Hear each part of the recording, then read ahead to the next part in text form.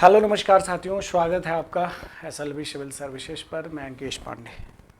कैसे हैं आप सभी? आशा करता हूँ, उम्मीद करता हूँ सभी लोग स्वस्थ मस्त होंगे। आप लोगों की पढ़ाई लिखाई अच्छे से चल रही होगी। मेरा स्वास्थ्य थोड़ा सा कई दिनों से ठीक नहीं था, इस वजह से मैं क्लासेस नहीं ले पा रहा था। ठीक है, मैं टाइफाइड से पीड़ित था। ठीक है, कई दिनों से इसी वजह से क्लासेस नहीं हो पा रही थी। तो आपका मैंने वादा कर रखा है कि यूपी पीसीएस से संबंधित सभी चीज़ों को आपके यूट्यूब पर पूरी तरह से फ्री ऑफ फ्री में सारी क्लासेस उपलब्ध कराई जाएंगी, तो वो कराई जाएंगी, उसमें कोई दो राय नहीं है। हाँ, कभी क्लासेस कभी हो सकता है 2 घंटे या 3 घंटे की रिकॉर्डिंग डाल दूँ, लाइव डाल दूँ, ये डिपेंड करता है कि क्या स्थिति है। अभी से क्लासेस ज़्यादातर मैं कोशिश करूँगा कि आपके कमेंट्स ऑफलाइन ले लिया करूँगा। मैं आपको यहाँ पर डायरेक्ट क्या करूँगा, रिकॉर्डेड फॉर्म में क्लासेस उपलब्ध करवा देता हूँ। ठीक है मेरे साथियों, एक बार मुझे लास्ट क्लास में मैंने शायद आपसे नेशनल इनकम के बारे में बात किया था। ओके, आइए उसी के आगे बात करते हैं।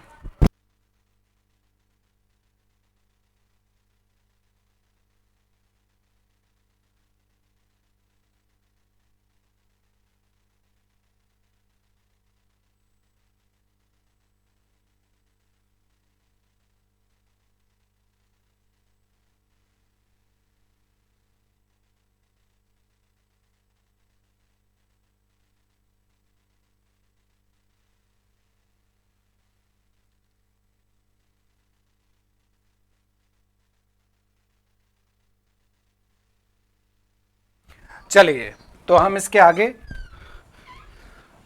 हम बात करेंगे। आज का जो टॉपिक है हमारा वो है पावर्टी। क्या हम आज के टॉपिक में बात करेंगे? पावर्टी यानी गरीबी। गरीबी क्या है, कैसे है, इन सभी तथ्यों को एक एक करके समझेंगे। उसके बाद हम बेरोजगारी के बारे में बात करेंगे। उम्मीद करता हूं कि आपको पीछे की क्लासेस में किसी भी प्रकार का कोई कन्फ्यूज़न नहीं होगा तो आप कमेंट कर सकते हैं, इसको अगली क्लास में देख लिया जाएगा। प्यारे साथियों, आइए देखते हैं हम आज की क्लास में पावर्टी क्या है, कैसे है, किन किन चीज़ों को ध्यान देना है, इन सभी बातों को। First of all you have to clear the meaning of poverty. What is the meaning of poverty in India? The best thing you have to clear what type of poverty in India, the how to remove poverty in India, how to abolish poverty in India।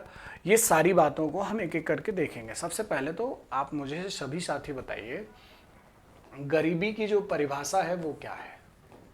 गरीबी क्या है? गरीबी किसे कहते हैं? गरीब किसे कहते हैं? बाय द वे, कई सारे अर्थशास्त्रियों ने पॉवर्टी की अलग अलग परिभाषा बताई है। उनमें से कुछ के बड़े मानक हैं जिनको मैं बताऊं, जैसे रैगनर नक्से कहते हैं कोई देश गरीब है क्योंकि वो गरीब है। कोई देश गरीब है क्योंकि वो गरीब है, ये कॉन्सेप्ट कहाँ से आया, इनकी बातें हम आगे करेंगे। फर्स्ट ऑफ ऑल, गरीब कौन है? जो अपनी बेसिक नेसेसिटीज़ को ना फुलफिल कर पाए। बेसिक नेसेसिटीज़ को ठीक है, जो अपनी बेसिक नेसेसिटीज़ को ना फुलफिल कर पाए, यानी जो दैनिक आवश्यकताएं हैं, जो उसकी साधारण आवश्यकताएं हैं, उनको जो फुलफिल ना कर पाए। अब साधारण आवश्यकताओं में क्या है? आप बेसिक में आपके दिमाग में क्या आएगा? रोटी, कपड़ा, मकान, यही। ठीक है, रोटी, कपड़ा, मकान, यही बातें आएंगी आप सभी के दिमाग में। मेरे प्यारे साथियों, मुझे उम्मीद है कि ये बात आपको बहुत अच्छे से समझ में आ रही होगी। ठीक है, अब जैसे रोटी, कपड़ा, मकान मतलब भोजन मिलना चाहिए। भोजन, अच्छा भोजन, एक्चुअली इसको पौष्टिक भोजन कहते हैं। कोई भी भोजन नहीं, ठीक है, पौष्टिक भोजन हम कहेंगे। ठीक है, जो हमारे शरीर के लिए उपयोगी हो। कपड़ा, अच्छा कपड़ा पहनने के लिए कपड़ा, रहने के लिए। ठीक है, और सामाजिक वर्चस्व हम कह सकते हैं, यानी सामाजिक प्रतिष्ठा कह सकते हैं, यह भी होना चाहिए। किसी व्यक्ति को अगर समाज में बहुत नीचे दबा करके रखा जा रहा है तो इसका मतलब वो गरीब है। तो अगर किसी व्यक्ति की सामाजिक स्थिति नहीं सही है तो वो भी गरीब है। तो गरीबी की स्थिति में सामाजिक जो प्रतिष्ठा है ये भी बहुत मैटर करता है। साथ ही साथ सुप्रीम कोर्ट के डिसीजन के अनुसार अभी कुछ दिनों पहले से इस बात की घोषणा की गई कि गरीब वह व्यक्ति भी है जिसको बेसिक दैनिक जीवन में बेसिक डेटा नहीं मिल पाता, मतलब इंटरनेट सेवा यानी आप कह सकते हो कि डेटा जैसे अगर आपको किसी भी प्रकार की जानकारी या फिर किसी भी प्रकार की सूचना की प्राप्ति नहीं हो पाती है और उसका कारण है कि आपके पास कोई मोबाइल नहीं है या फिर आप किसी भी प्रकार के इंटरनेट सेवा से कनेक्टेड नहीं है, अगर आप उस चीज़ को नहीं प्राप्त कर पाते हैं तो आप गरीब हैं। तो गरीबी का कारण पहले 3 हुआ करता था, रोटी कपड़ा मकान, उसके बाद सामाजिक प्रतिष्ठा जोड़ा गया, फिर उसके बाद अब डेटा को भी जोड़ दिया गया है। तो 4-5 चीज़ें हैं जिसको आपको हमेशा अपने दिमाग में रखे रहना है कि गरीबी क्या है, के पीछे कारण क्या है, कि बेसिक नेसेसिटीज़ अगर कोई व्यक्ति अपना फुलफिल नहीं कर पाता है तो वो गरीब है। इसकी परिभाषा लिखवाने की आवश्यकता है क्या? आप लिख सकते हैं कि जब कोई व्यक्ति when a person is not able to fulfil their basic necessities, when a person not able to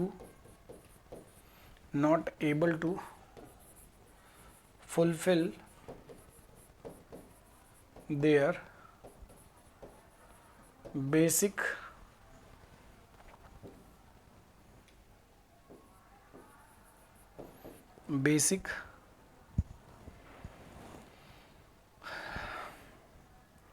when a person not able to fulfill their basic necessities, when a person not able to fulfill their basic necessities called poor person and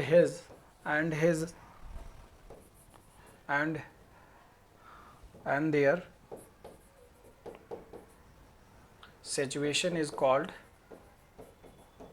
situation is called poverty। उसकी स्थिति ही क्या है, उसकी यह स्थिति ही क्या है, गरीबी है। जब कोई व्यक्ति अपनी दैनिक आवश्यकताओं की पूर्ति नहीं कर पाता है तो वह गरीब कहलाता है, वह व्यक्ति गरीब कहलाता है, उसकी यही स्थिति गरीबी कहलाती है। दैट्स ऑल, यही है गरीबी। अब समझने वाली बात है कि गरीबी की स्थिति कौन कौन सी है। गरीबी की स्थिति यूपीपीसीएस में आया हुआ प्रश्न है। अभी कुछ दिन पहले गरीबी से संबंधित कुछ डेटा पूछे गए थे। आप सभी मुझे बताइए कमेंट करके, यूपीपीसीएस में अभी कुछ दिन पहले एक प्रश्न बना था गरीबी से ही रिलेटेड।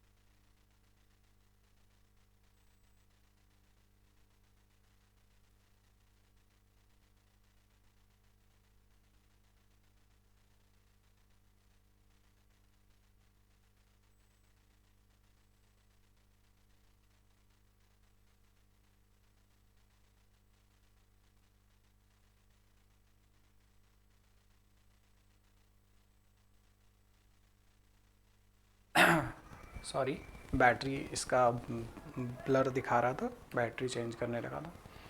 चलिए बच्चा, मैं आपको बता दूं, भारत जैसे अगर गरीबी की स्थिति की बात करें तो गरीबी की मुख्यतः 2 होती हैं, लेकिन आजकल 3 स्थितियों को देखा जाता है। ठीक है, पॉवर्टी की बात करें, पॉवर्टी मुख्यतः 2 स्थितियों में देखने को मिलती है। ठीक है, पॉवर्टी 2 स्थितियों में, सबसे पहले आप एब्सोल्यूट पॉवर्टी की बात करते हैं, एब्सोल्यूट पॉवर्टी की बात करते हैं,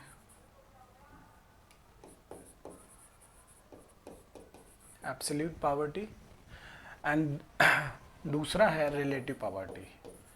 देखिए साथी, ये मुख्य दो हैं लेकिन अब काउंट 3 किया जाता है। ध्यान दीजिएगा, ये मुख्य दो हैं लेकिन अब काउंट 3 किया जाता है। आपको मैं बता दूं, एक होता है एब्सोल्यूट पॉवर्टी और दूसरा होता है रिलेटिव पॉवर्टी। इसी में आपका एक और स्थिति है मानवीय गरीबी, जिसे हम कहते हैं ह्यूमन पॉवर्टी। ठीक है, इसी में एक स्थिति और है ह्यूमन पॉवर्टी। ठीक है साथी, एब्सोल्यूट मतलब यहां पर निरपेक्षता से है, निरपेक्ष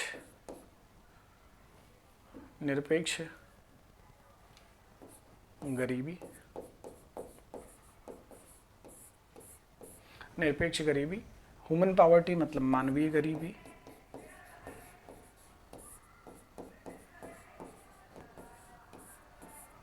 ह्यूमन पॉवर्टी मतलब मानवीय गरीबी। रिलेटिव पॉवर्टी का मतलब यहां पर सापेक्ष गरीबी, सापेक्ष गरीबी। ठीक है, एक है आपका निरपेक्ष गरीबी, दूसरा है मानवीय गरीबी और तीसरा है सापेक्ष गरीबी। इसमें देखिए तीनों की अलग अलग स्थितियां हैं, सभी साथी ध्यान से देखिएगा। सबसे पहले हम बात करेंगे एब्सोल्यूट पॉवर्टी की। What is absolute poverty?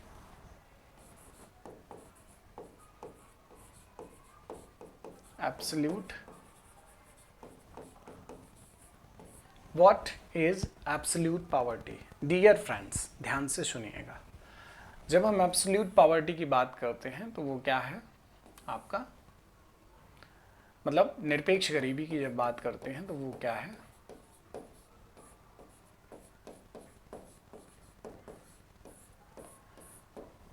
निरपेक्ष गरीबी की बात करें जब, तो निरपेक्ष गरीबी क्या होता है, आप इसको ऐसे समझ लीजिए कि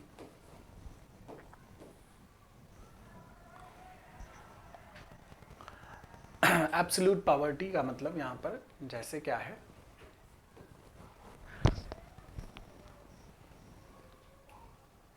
जैसे किसी के साथ कोई तुलना ना किया गया हो, वेयर जहां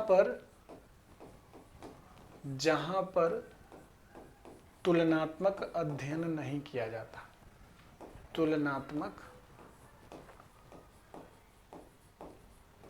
अध्ययन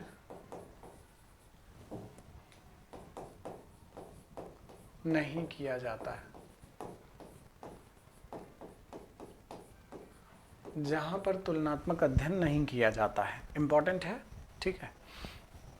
इसका मतलब है, इसको आप ऐसे कह सकते हैं, मैं आपसे दो चीज़ पूछता हूँ, आप बताइए, दो बातें पूछता हूँ, आप बताइए कि जैसे अगर मैं कहूँ कि आप में से कोई, मान लीजिए किसी व्यक्ति का नाम है राम, मैं कहूँ जैसे मान लीजिए मैं किसी व्यक्ति का नाम है राहुल, ठीक है, मैं राहुल से कह दूँ राहुल एक अच्छा लड़का है, मैं कह दूँ कि राहुल अच्छा लड़का है,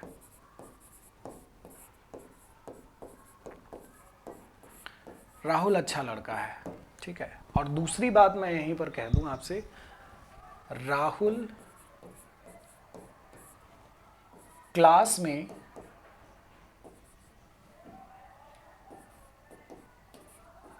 में सबसे अच्छा लड़का है, क्लास में सबसे अच्छा लड़का है, राहुल अच्छा लड़का है और राहुल क्लास में सबसे अच्छा लड़का है। When we talk about Rahul is good boy, Rahul is good boy, क्या अर्थ है इस बात का? What is the meaning of Rahul is good boy and difference between Rahul is good in class?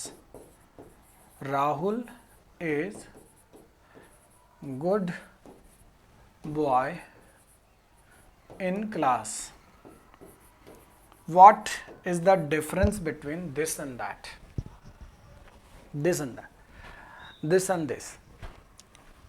क्या डिफरेंस है दोनों के बीच में? बहुत कॉमन सेंस की बात है कि एक में बात की जा रही है राहुल अच्छा लड़का है, आपने स्वीकार कर लिया, लेकिन अगर मैं ये कह दूं कि राहुल क्लास में सबसे अच्छा लड़का है, तो वहाँ पर थोड़ी सी दो स्थितियाँ उत्पन्न हो जाती हैं। कौन कौन सी दो स्थितियाँ उत्पन्न हो सकती हैं साथी? सबसे पहली स्थिति जो है वो ये है कि राहुल अच्छा लड़का है, इसमें कोई गुरेज नहीं, किसी से कोई दिक्कत नहीं, हमने किसी से कोई तुलना इसका नहीं किया, first thing. And second thing is Rahul class में सबसे अच्छा लड़का है, it means I am comparing with all the class members, all the class students, I am comparing with all class students. अगर मैं कहूँ क्लास के सभी बच्चों से मैंने तुलनात्मक तरीके से इस बात को बताया कि राहुल इज गुड बॉय और बैड बॉय, दोनों बातों को अगर मैं कहूँ कि अच्छा लड़का है या बुरा लड़का है क्लास में, तो दोनों ही स्थितियों में मैंने क्लास के अन्य बच्चों से राहुल की तुलना कर दी। ये बेसिक डिफरेंस है, ये बहुत बेसिक सा डिफरेंस है जिसे आपको क्लियर रखना पड़ेगा, ठीक है, जिसे आपको बहुत क्लियर रखना पड़ेगा, ठीक है, ठीक है। अब देखिए, राहुल अच्छा लड़का है, राहुल क्लास में बहुत अच्छा लड़का है, दोनों के बीच में, दोनों के बात में, दोनों की स्थिति में अंतर है, बस यही डिफरेंस है तुलनात्मक और बिना निरपेक्षता में। जैसे अगर ये बात अगर मैं देखूं तो इसे कहेंगे एब्सोल्यूट, इसमें एब्सोल्यूट बात की गई है, एब्सोल्यूट मतलब राहुल का किसी से कोई तुलना नहीं किया गया। यहाँ पर क्या है, यहाँ पर यही चीज़ रिलेटिव फॉर्म में है। किस फॉर्म में है? रिलेटिव फॉर्म में है, रिलेटिव फॉर्म में, ठीक है, यही चीज़ यहाँ पर रिलेटिव फॉर्म में है, ठीक है बच्चा, क्लियर है? आपने कहा हाँ सर पूरी तरह से क्लियर है, कोई दिक्कत नहीं है, ठीक है, ठीक है बच्चा। देखिए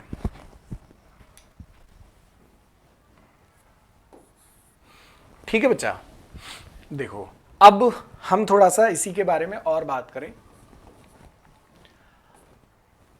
निरपेक्ष गरीबी की संकल्पना, निरपेक्ष गरीबी की संकल्पना सर आर व्यायड ने दी, आर व्यायड ने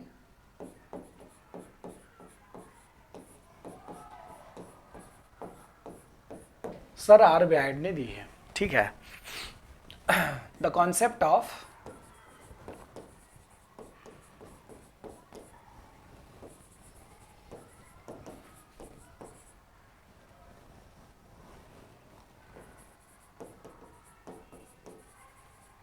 absolute poverty is given by R. Wyatt.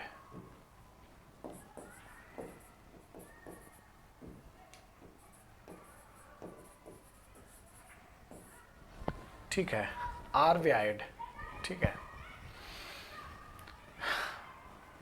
ठीक है बच्चा। अब देखो दूसरी बात, भारत में अभी तक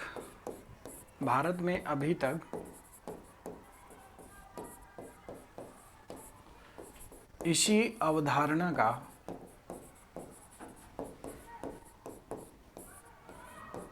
प्रयोग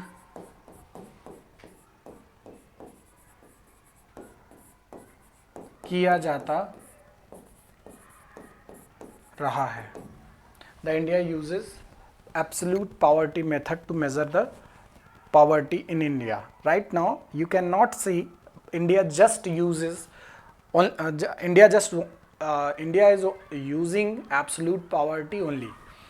आज के समय में हम ये सिर्फ ये नहीं कह सकते कि हमारे देश में सिर्फ इसी की स्थिति को, इसी के माध्यम से गरीबी का मेज़र किया जाता है। हम कुछ और भी स्थितियों को देखते हैं, जैसे हम मानवीय स्थिति, मानवीय गरीबी को भी चेक करते हैं। We will discuss all about, ठीक है। तो चलो, अब इसके बाद इसमें एक और कॉन्सेप्ट है जिसे बहुत अच्छे से आपको समझना है, जिसका अर्थ है, जिसको हम कहते हैं कि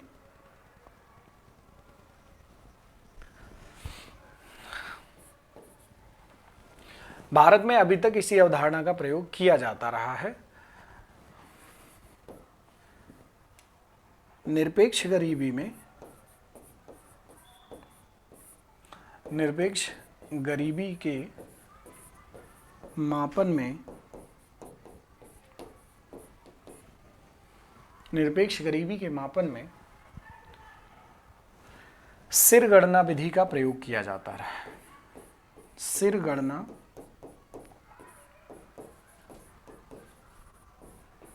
विधि का प्रयोग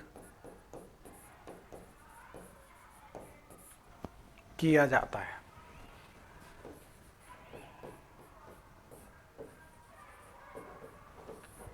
निरपेक्ष गरीबी के मापन में सिर गणना विधि का प्रयोग किया जाता है, ठीक है। ध्यान से देखिए इस बात को, आप सभी साथी इस बात को बहुत ध्यान से देखिए। निरपेक्ष गरीबी के मापन में सिर गणना विधि का प्रयोग किया जाता है। अब इसका क्या मतलब है, इसका क्या मतलब है, सभी साथी ध्यान से देखें। अब सिर गणना विधि, what is the meaning of head count method? Head count method, सिर गणना विधि।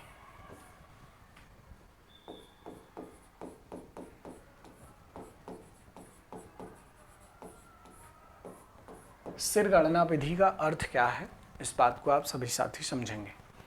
देखिए, जब हम सिर गणना विधि की बात करते हैं तो यहाँ पर दो बातें आपको एकदम क्लियर होनी चाहिए कि जैसे मान लीजिए कि आपने कोई स्टैंडर्ड बनाया। जैसे मान लीजिए कोई स्टैंडर्ड बनाया आपने कि कोई व्यक्ति है अगर 50 रुपये खर्च करता है तो वो गरीब नहीं है, 50 रुपये या उससे अधिक खर्च करता है तो वो गरीब नहीं है। What I am trying to tell you,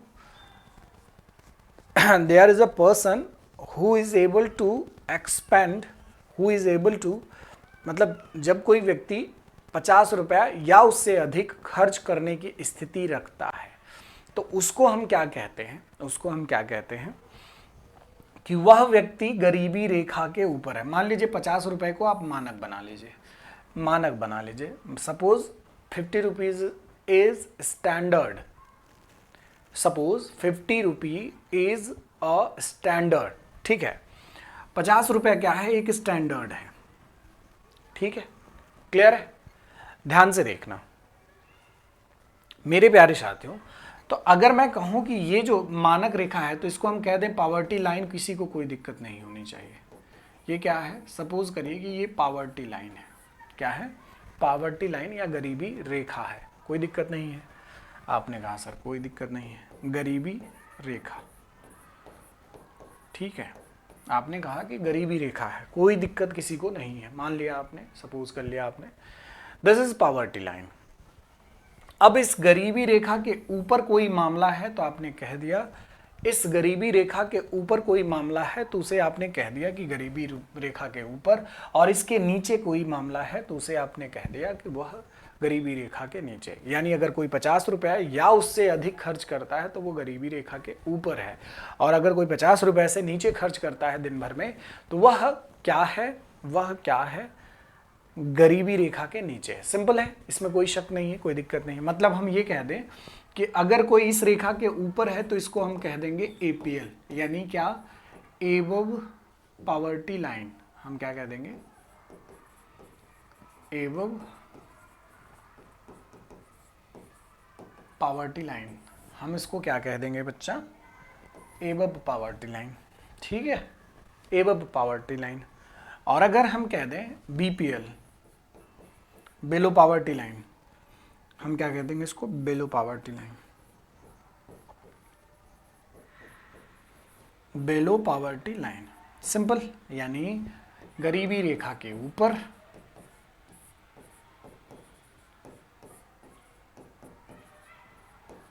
गरीबी रेखा के नीचे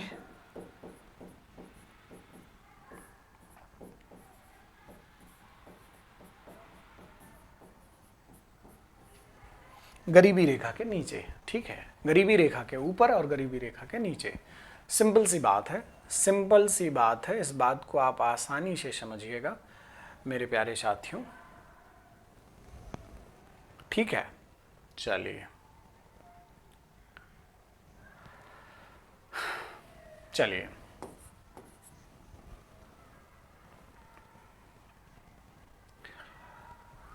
चलिए देखिए, जैसे मान लीजिए कि मैं आपको एक मानक के माध्यम से बताता हूँ। सपोज करिए कि कोई एक व्यक्ति है, सपोज करिए कि ये कोई एक व्यक्ति है जिसका नाम ए है, ये कोई दूसरा व्यक्ति है जिसका नाम बी है,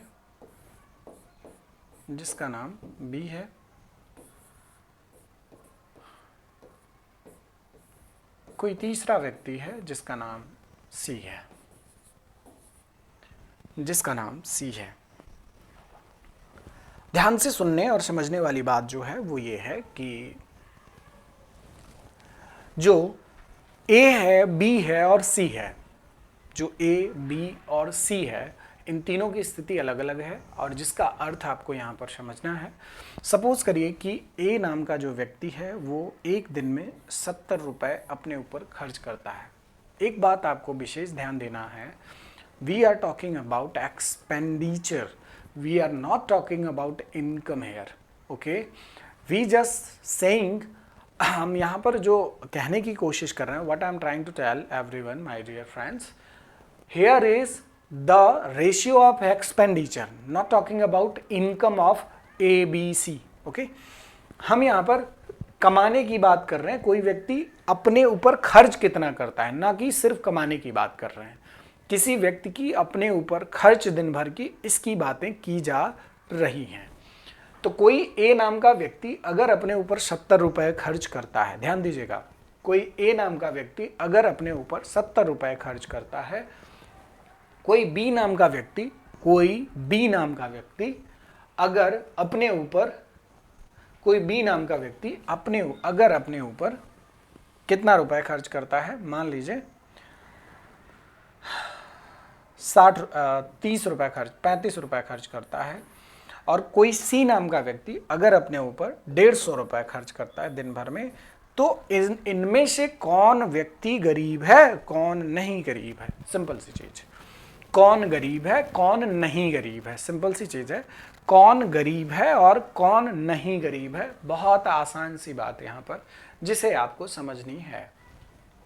ए है, बी है एंड सी है, ए है, बी है एंड सी है, ए है, बी है एंड सी है। तीनों स्थितियों को आप समझिए। when we consider the A B C, ए को आप कहां पर रखोगे? गरीबी रेखा के ऊपर रखोगे, गरीबी रेखा के नीचे? बोलो, आप ए को किस में रखोगे? आप कहोगे सर 50 रुपए के ऊपर है तो इसको तो हम एपीएल में रखेंगे। किस में रखेंगे? एपीएल। एपीएल में रखोगे? बताओ, कहीं से किसी को डाउट है यहाँ पर, कोई कंफ्यूजन है तो पूछ ले भाई। आप ए को कहां पर रखोगे? आपने कहा सर ए को हम इस वाले रेखा पर रखेंगे। बी को कहां पर रखोगे? मैं पूछूं आपसे, बी को कहां पर रखोगे? तो आप कहोगे सर बी बीपीएल हो जाएगा, यानी बिलो पॉवर्टी लाइन। इसका किसी से मतलब आप देख रहे होगे कि वो 50 रुपए से नीचे खर्च कर रहा है। यहीं पर मैं आपसे कहूं कि सी कहां रखोगे, सी को कहां पर रखोगे, तो आप कह दोगे कि सर सी यहां पर रखा जाएगा, सी भी एपीएल में रखा जाएगा। तो इसका मतलब है कि आपने किसी से कोई तुलना नहीं की, एक स्टैंडर्ड फिक्स कर दिया, उसके बाद उस कैटेगरी में कोई आता है तो ठीक है, नहीं आता है तो दूसरी जगह जाएगा। सिंपल सी बात है, ओके। हम ए को अगर देखें तो ए किस में जाएगा? एपीएल जाएगा। बी का सिर पकड़ो, कहां जाएगा? बी में जाए, इसमें जाएगा। बोलो बोलो, बी को आप सर पकड़ के यहां डाल दो। वहीं पर अगर सी की बात करें तो सी किस में जाएगा, एपीएल। तो इनका आप सिर पकड़ो, उनका मुंडी पकड़ के एक जगह से दूसरी जगह पर रख दो, दैट्स सो सिंपल। यही है हेड काउंट मेथड, यही है हेड काउंट मेथड, सिर गणना विधि, जो कि बहुत आसान विधि है, जिसको लेकर के प्रायः कंफ्यूजन होती है साथियों में। यही है हेड काउंट मेथड। किसी को कोई दिक्कत है, कोई डाउट है, कोई परेशानी है, कोई दुविधा है तो बता देगा। चलिए, तो हम इसके आगे बढ़ें। अब ये था एब्सोल्यूट पॉवर्टी का जो बेसिक कॉन्सेप्ट है। निरपेक्ष गरीबी के मापन में सिर गणना विधि का प्रयोग किया जाता है। In absolute poverty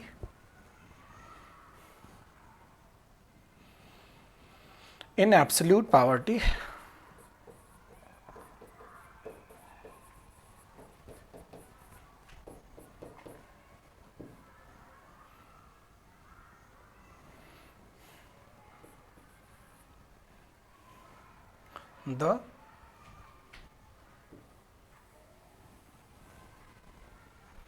head count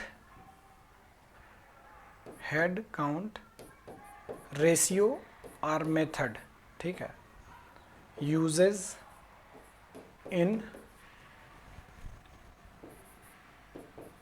absolute poverty for measurement. ठीक है, सिंपल सी चीज है, इसमें कोई दिक्कत नहीं होगी। ओके, ये एक बेसिक सा कॉन्सेप्ट है जिसे आप सभी साथी समझ गए। ये बेसिक सा कॉन्सेप्ट है जिसे आप सभी साथी समझ गए। चलिए, अब इसके आगे हम बात करते हैं किसकी, इसके आगे हम बात करते हैं रिलेटिव पॉवर्टी यानी सापेक्ष गरीबी की। ठीक है,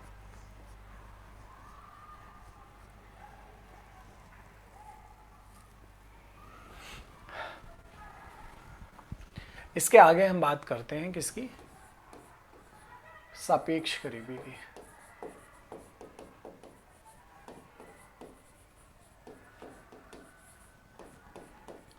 रिलेटिव पॉवर्टी यानी सापेक्ष गरीबी।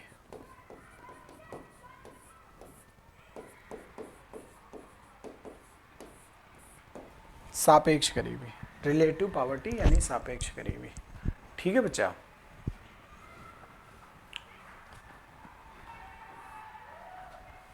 सापेक्ष गरीबी जो है वो क्या है। सापेक्ष गरीबी की जब बात करें तो सापेक्ष गरीबी एक्चुअली इसमें तुलनात्मक अध्ययन किया जाता है। आप सबसे पहले ये लिखेंगे, इसमें तुलनात्मक अध्ययन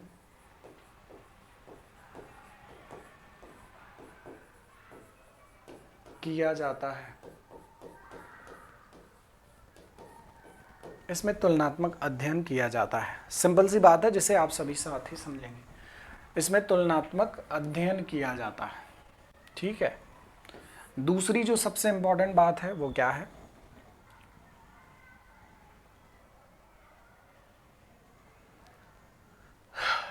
दूसरी जो सबसे इंपॉर्टेंट बात है वो ये है कि इसमें दो अर्थशास्त्रियों के मानक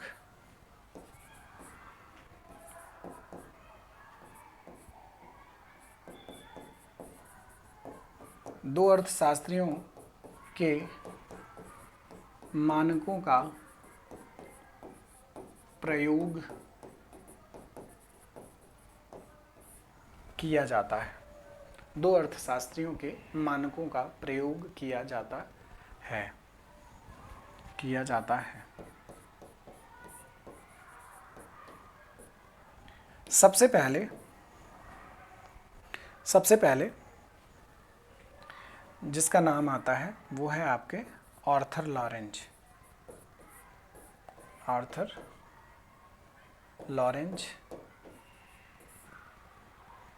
जिन्होंने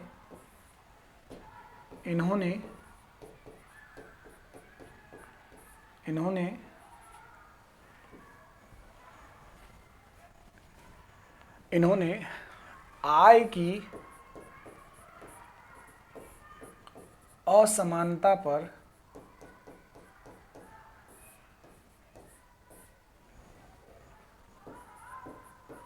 अपने इन्होंने आय की असमानता पर अपने इन्होंने आय की असमानता पर अपने लॉरेंज वक्र को प्रस्तुत किया। लॉरेंज वक्र को प्रस्तुत किया।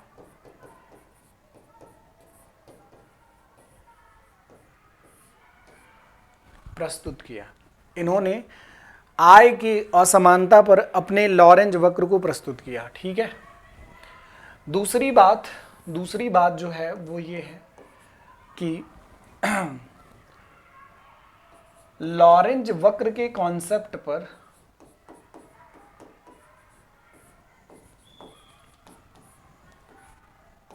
वक्र की अवधारणा पर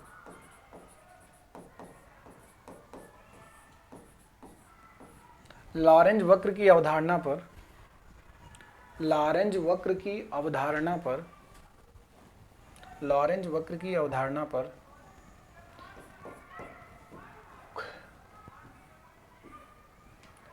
कोरैडो गिनी जी ने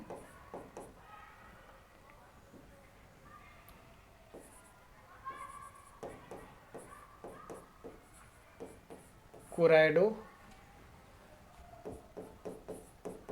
गिनी जी ने अपना मत प्रस्तुत किया।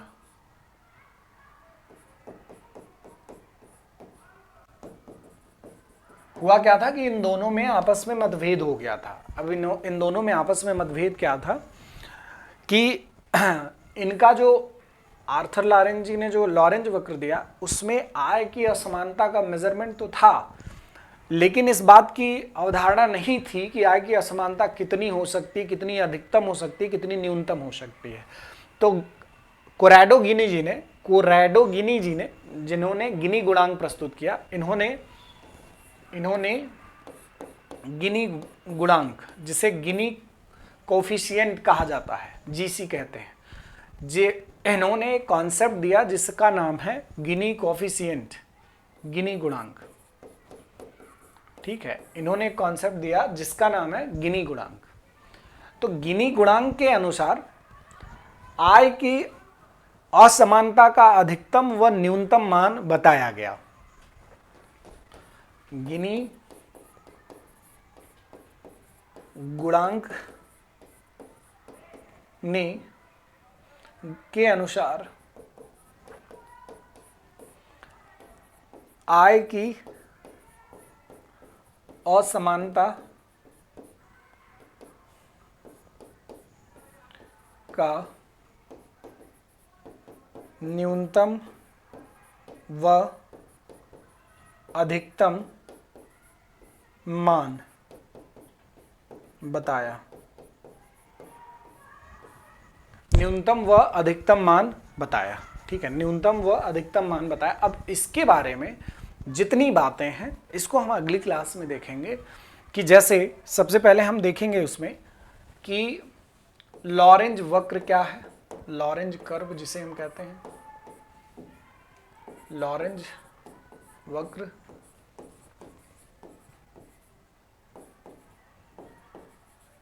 Lorentz curve and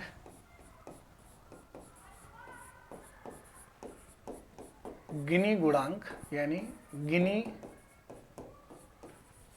coefficient. अच्छा, एक बात आप ध्यान दीजिएगा, लॉरेंज वक्र 1905 में इन्होंने अपने कॉन्सेप्ट को प्रस्तुत किया था। गिनी गुणांक ने सन 1912 में अपने कॉन्सेप्ट को प्रस्तुत किया। ठीक है, दोनों में बेसिक जो डिफरेंस है वो ये है कि ये बस आय की, अच्छा दोनों एक जो कॉमन चीज है, क्या किस बारे में बताते हैं, इनइक्वालिटी ऑफ इनकम। ये प्रश्न आता है कि सापेक्ष गरीबी में जो गरीबी का मेजरमेंट किया जाता है वो किसके अनुसार, तो आय की असमानता के अनुसार, इनइक्वालिटी ऑफ इनकम के अकॉर्डिंग, इनइक्वालिटी ऑफ इनकम के अकॉर्डिंग मेजर किया जाता है। ठीक है, इनइक्वालिटी ऑफ इनकम के अकॉर्डिंग, आय की असमानता के।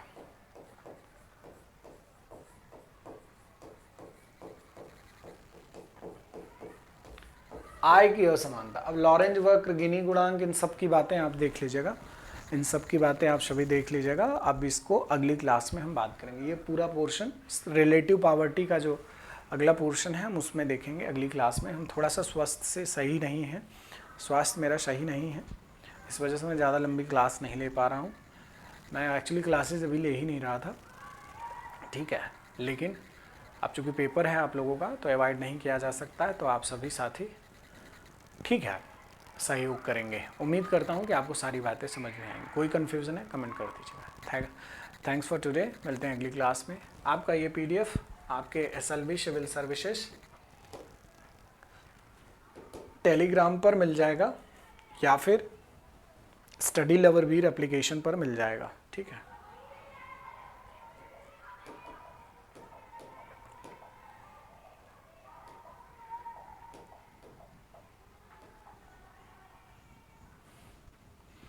चलिए, तो आज के लिए इतना ही। थैंक यू, ढेर सारा प्यार, अपना ख्याल रखें, स्वस्थ रहें, जय हिंद।